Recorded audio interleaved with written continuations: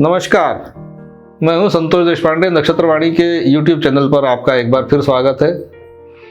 आज हम कुछ सामान्य चर्चा करेंगे, कुछ ऐसी समस्याएं जो व्यक्ति किसी के सामने आमतौर पर डिस्क्लोज नहीं करता। कुछ व्यक्तिगत समस्याएं होती है, कुछ प्राइवेट समस्याएं होती है जो व्यक्ति सिर्फ खुद ही जानता है, लेकिन किसी के साथ में उसके ऊपर चर्चा नहीं कर पाता, किसी के साथ में उसको शेयर नहीं कर पाता और वो अंदर ही अंदर घुटते रहता है। वो समस्याएं या उन समस्याओं की प्रवृत्ति किसी भी प्रकार की हो सकती है।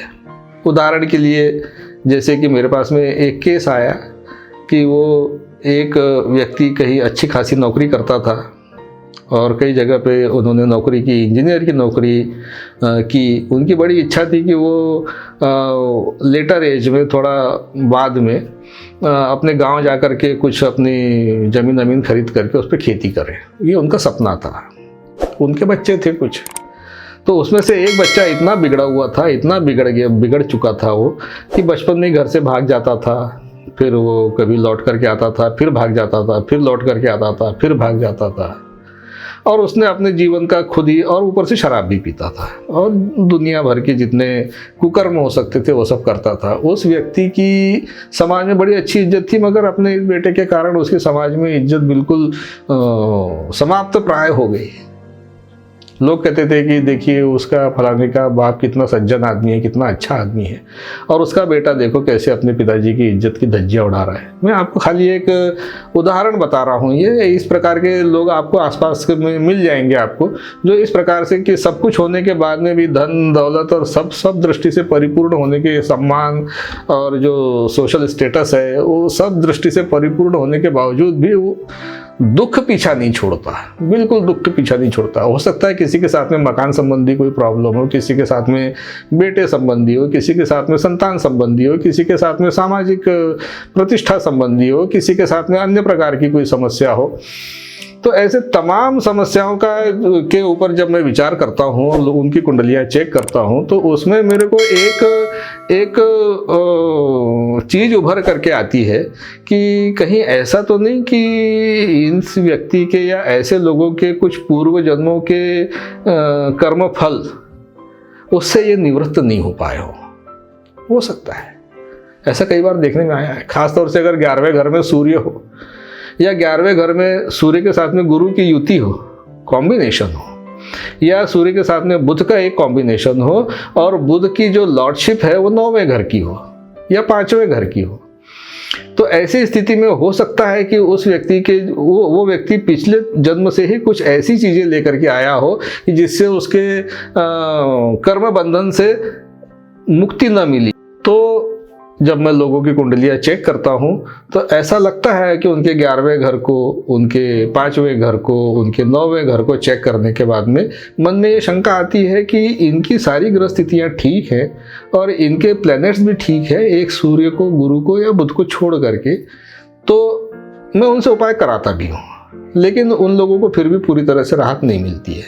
फिर वो कई जगह चक्कर लगाते हैं, बहुत जगह पे वो जाकर के उसके बाद में मेरे पास में आते हैं।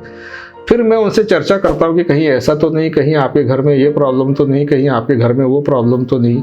कई बार ऐसा होता है कि व्यक्ति को उनके पिताजी भी बेरोजगार, बेटा भी बेरोजगार, या घर में किसी एक व्यक्ति की शादी न होना, ये एक सामान्य फिनोमिना, एक सामान्य लक्षण मुझे पकड़ में आया है कि परिवार में अगर 4-5 लोग हों और अगली पीढ़ी में भी 4-5 बच्चे हो, उसकी अगली पीढ़ी में भी 4-5 लोगों का परिवार हो, और हर पीढ़ी में किसी न किसी एक व्यक्ति का किसी न किसी कारण से अविवाहित रह जाना। ऐसे कारणों के पीछे भी ये देखने में हो सकता है कि वो व्यक्ति अपने पिछले जन्म के कर्म बंधनों को पूरी तरह से न काट पाया हो। अब ऐसी स्थिति में क्या किया जाए, कैसे उसको, चलिए ठीक है, अब ये जीवन तो निकल गया। आदमी ये सोचता है कि चलो अब ये 40 साल की उम्र हो गई, 50 साल की उम्र हो गई, 55 साल की उम्र हो गई, अब तो ये तो जीवन, लेकिन अब ये आगे तो ना हो, कम से कम मेरे पीछे जो पीढ़ी आ रही है उनके साथ में तो ना हो। तो इन कर्म बंधन को काटने का क्या तरीका हो सकता है, क्या करें कि जिससे इस जन्म में भी जो बचे खुचे दिन हैं हमारे, वो हमारे शांति से गुजरे और हमारे जो पीछे आने वाली पीढ़ी है उसको वो सब न भोगना पड़े जो हम भोग रहे हैं। ऐसा व्यक्ति के मन में आता है, मुझसे चर्चा भी करते हैं, मुझसे घंटों इस बात पर डिस्कस भी होते हैं। तो मैंने एक उपाय कुछ लोगों से कराया है। वो उपाय अगर आपके साथ में भी ऐसी कोई पीढ़ीगत समस्या है, या ऐसी कोई आपके परिवार में समस्या है, या कोई ऐसी समस्या है कि जिसके साथ में आप बड़े लंबे समय से जूझ रहे हैं और वो समस्या सुलझ नहीं पा रही है, तो आज मैं जो आपको ये उपाय बताने जा रहा हूँ, आप इस उपाय को एक बार अवश्य प्रयोग में ला करके देखिए। महंगा उपाय नहीं है, कोई ज़्यादा खर्च नहीं करना है, कुछ नहीं करना है, लेकिन आपको इस उपाय को लग करके करना पड़ेगा।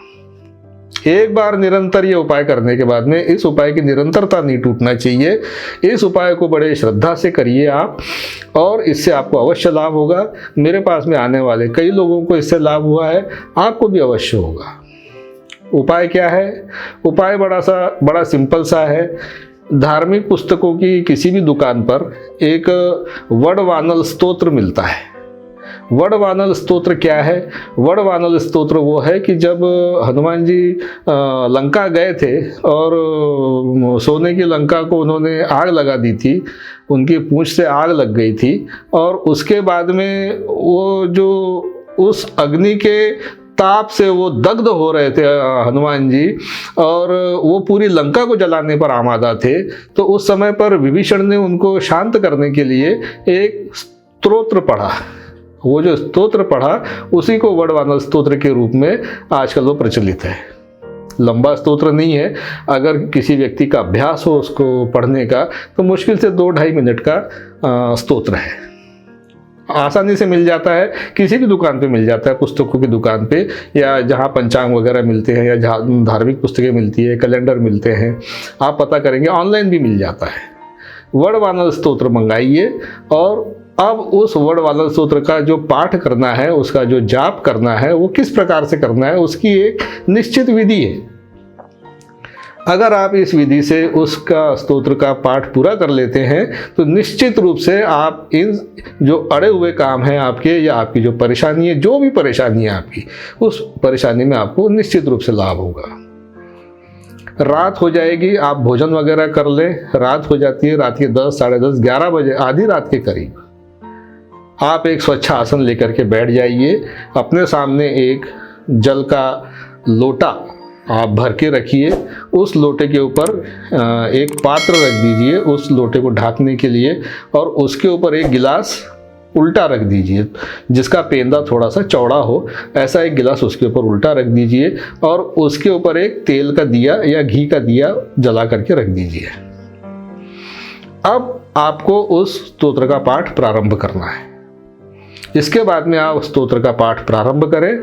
उसको जब एक बार हो जाता है, 2 बार हो जाता है, इस प्रकार से आपको 11 बार उस स्तोत्र का पाठ करना है। स्तोत्र का पाठ हो जाएगा, दिया जलते रहेगा, आप अपने आसन से उठ करके अपना निवृत्त हो जाइए। अगले दिन आपको यही प्रक्रिया दोबारा दोहराना है, उसके अगले दिन आपको फिर दोहराना है, और इस प्रकार से निरंतर 11 दिन इसको करना है। प्रारंभ कब करें? प्रारंभ करना है आपको अमावस्या के ठीक अगले दिन। जिस दिन आप सबके पास में कैलेंडर होता है, कैलेंडर में आप देख लीजिए किस दिन अमावस्या आ रही है, उसको आप चिन्हित कर लें, और अमावस्या के ठीक अगले दिन से ये वाला प्रयोग आप प्रारंभ कर दें। रोजाना इस हनुमान वडवानल स्तोत्र का मेरी बताई हुई विधि से उसको 11 बार उसका जाप करना है, और उसके बाद में आपको निवृत्त हो जाना है। ये उपाय करने के दौरान एक चीज़ का आप विशेष ध्यान रखिए, और ये मैंने जितने लोगों से उपाय कराया है, जहाँ वास्तविक बाधा है वहाँ पर ये बाधा उत्पन्न होती ही है। ये बाधा उत्पन्न होना इस बात का प्रमाण है कि आपका ये जो उपाय है ये काम कर रहा है। मैंने ये उपाय रात को 11, साढ़े 11 बजे के बाद करने के लिए कहा है। आमतौर पर 11, साढ़े 11 बजे एक जो सामान्य जनता होती है, सामान्य लोग होते हैं, हमारे अपने मध्यम वर्ग के लोग, ये खाना वाना खा पी करके अपना विश्राम करने चले जाते हैं। लेकिन आप देखिएगा, आपके ये प्रयोग जब आप करेंगे, ये 11 दिन के अंदर रात को 11:30, 12 बजे, 12:30 बजे कोई ना कोई व्यक्ति आपका दरवाज़ा खटखटाने आएगा और आपको डिस्टर्ब करेगा। अब ऐसी स्थिति में आप ये समझ जाइए कि उपाय काम कर रहा है। आपको दरवाजा खटखटाने वाले का जवाब देने के लिए अपना स्तोत्र बीच में तोड़ना नहीं है। आपको अपना जो प्रक्रिया चल रही है, आप जिस आसन पे बैठे हैं, जब तक आपका 11 बार ये जाप पूरा नहीं हो जाता तब तक के आपको अपना आसन किसी भी स्थिति में छोड़ना नहीं है। अगर आपने कोई व्यक्ति आपको डिस्टर्ब करने आ गया है, बार बार घंटी बजा रहा है, बार बार घंटी बजा रहा है, और आपने अगर वो आसन छोड़ दिया तो आपका उपाय निष्फल हो जाएगा। आप उस अपने जाप को पूर्ण करें, 11 बार इसका जो आवर्तन है वो पूर्ण करें, उसके बाद ही अपना आसन छोड़ें। ये उपाय 11 दिन करने के बाद में, सफलतापूर्वक करने के बाद में, आप ये देखेंगे कि 1 महीना, 2 महीना या 3 महीने, ज़्यादा से ज़्यादा 2-2.5 महीने के अंदर आपको इसका परिणाम मिलता है या नहीं मिलता है। आपका क्या अनुभव है, या आपने अगर ये उपाय किया, बताई हुई विधि से किया, आपके इसके बारे में क्या अनुभव आए, आप हमें कमेंट में लिख करके बता सकते हैं।